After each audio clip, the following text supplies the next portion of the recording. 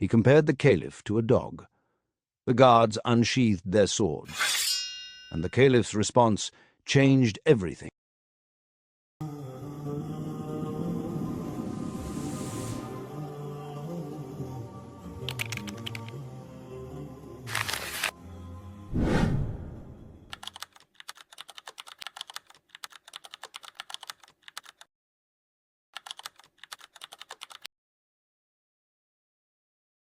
In the name of Allah, the most gracious, the most merciful. Chapter 8. Enjoy the skills. These skills give us physical pleasure, and I do not mean by this the pleasure of the hereafter only. Rather, it is that pleasure one actually feels in this world. So enjoy these skills and practice them with the old, young, rich, poor, near or far. Use these skills with them in order to guard yourself from their harm, to earn their love or to rectify them. Ali bin al-Jam was a very eloquent poet, but he was a Bedouin. The only life he knew was the desert life. The Caliph, al-Mutawakkil, was very powerful. People would go to visit him and return with whatever they wished. One day, Ali bin al-Jam entered Baghdad, and it was said to him, "Whoever praises the Caliph is bestowed with honor and gifts." Ali became excited and went to the Caliph's palace. There he saw the poets reciting their poems in praise of the Caliph and returning with gifts. Al-Mutawakkil was known for his authority, awe, and power. Ali began to praise the Caliph with a poem in which he likened him to a dog, a goat, and a bucket, whilst other poets likened him to the sun, the moon, and the mountains. The Caliph became angry, and his guards unsheathed their swords and prepared to strike off his neck. But then, the Caliph realized that Ali bin al-Jam was from the desert, and that his personality and poetic taste was shaped accordingly. He decided to change his personality, so he ordered his men to house him in a section of the palace, be treated with kindness, and be given all the available pleasures. Al-Jam tasted some of these bounties and sat on couches side by side with eloquent poets and authors for 7 months. One day, as the Caliph was sitting in his nightly gathering, he remembered Ali bin al-Jam, so he sent for him. When Al-Jam finally came to him, he said, "Sing some verses to me, O Ali bin al-Jam." Al-Jam began to move emotions using soft and kind words, and likened the king to the sun, the stars, and the sword. Notice how the Caliph was able to change Ibn al-Jam's personality. How often have we been upset by the bad behavior of our children and friends? Did we ever try to change their nature successfully?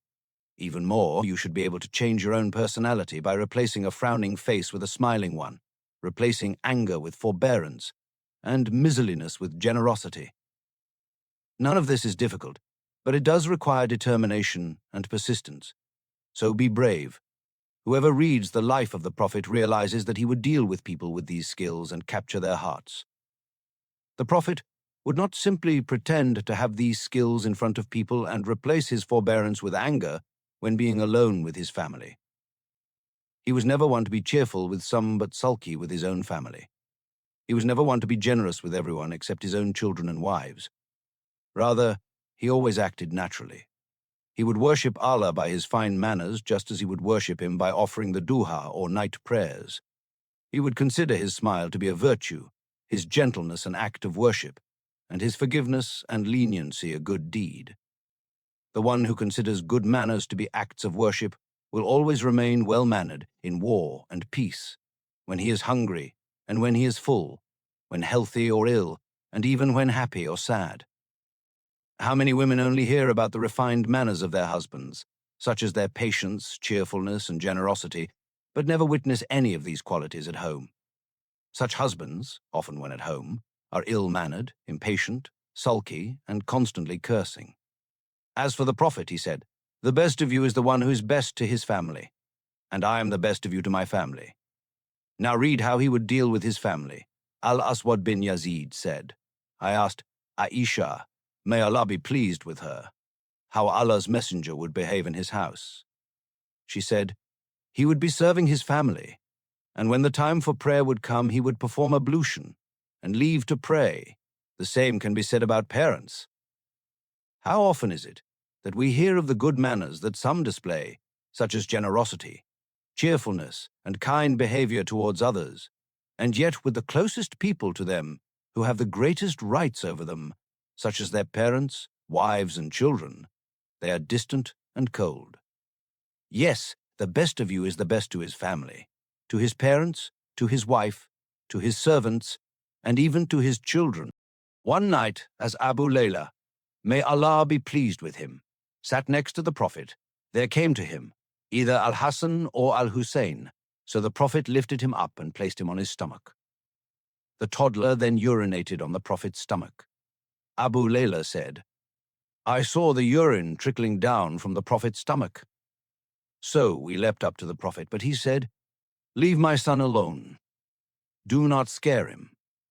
When the toddler had finished urinating, he called for some water and poured it over his stomach. How amazing was the messenger of Allah to train and adorn himself with such manners.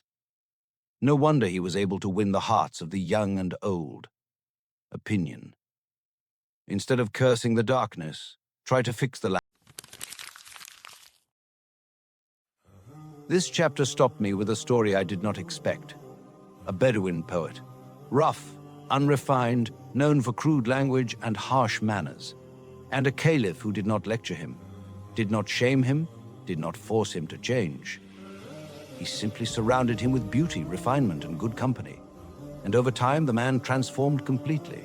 No anger, no pressure, just intentional environment. And a person became someone new. That is the power this chapter is talking about. And it raises an uncomfortable question for all of us. Are the environments we are placing ourselves in building us, or slowly pulling us down? Allah tells us in the Quran, "Indeed, Allah will not change the condition of a people until they change what is in themselves." Change is possible, but it requires a decision. A consistent, daily, intentional decision. And the Prophet showed us exactly what that looks like. His grandson once urinated on him. And his response? He calmly said, "Leave my son alone. Do not scare him." No anger, no embarrassment, just pure mercy, in a private moment when no one was watching, and no one would have blamed him for reacting differently.